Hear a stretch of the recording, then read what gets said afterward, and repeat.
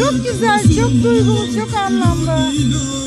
Çok güzel. Rabbim bir dahaki seneye gelmemizi nasip etsin. Hani çok güzel bir duygu, anlatılmayacak bir şey.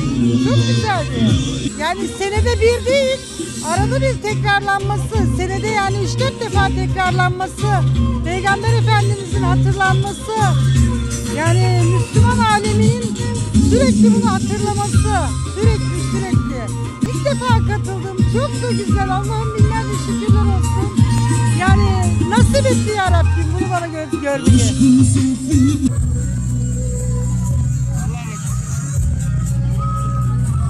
Mükemmel. Tek kelimeyle. Tek kelimeyle mükemmel.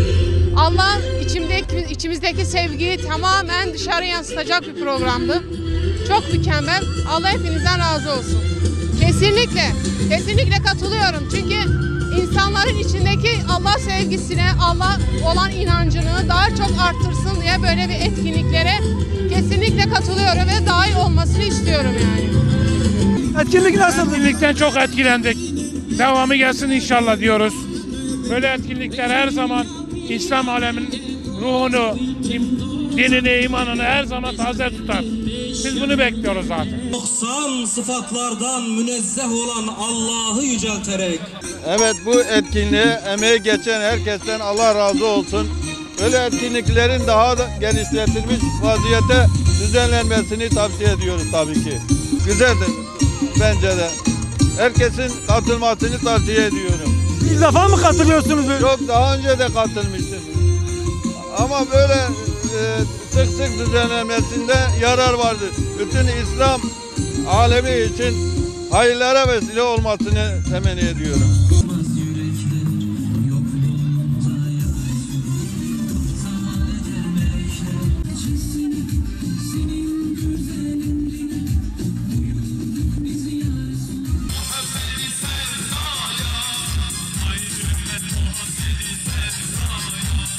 Buraya gelmek beni çok rahatlatıyor.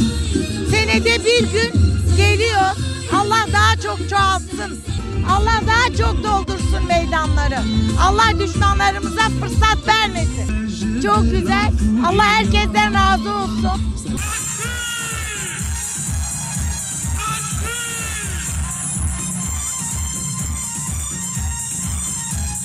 Ne katıldınız? Düşüncelerinizi alabilir. Çok güzel. Allah'a şükürler olsun. Her sene geliyoruz. Elhamdülillah çok şükür. Rabbil Alemin daha daimini versin. İnşallah daha da çoğalırız Allah'ın izniyle. Sağ olun, Allah razı olsun. Çok güzel geçti. Allah herkese nasip etsin. Allah dinden imandan ayırmasın. Her sene böyle yapmayı nasip etsin inşallah. Biz her sene geliyoruz ve mutlu oluyoruz. Yani hiç kimsenin ismini zikretmeden Allah'ın davasını, Kur'an'ın davasını yeryüzüne hakim kılmak için bu kardeşlerimiz mücadelelerini veriyorlar. Etkinlik çok güzel, çok beğendim. Allah bin razı olsun, çok iyi.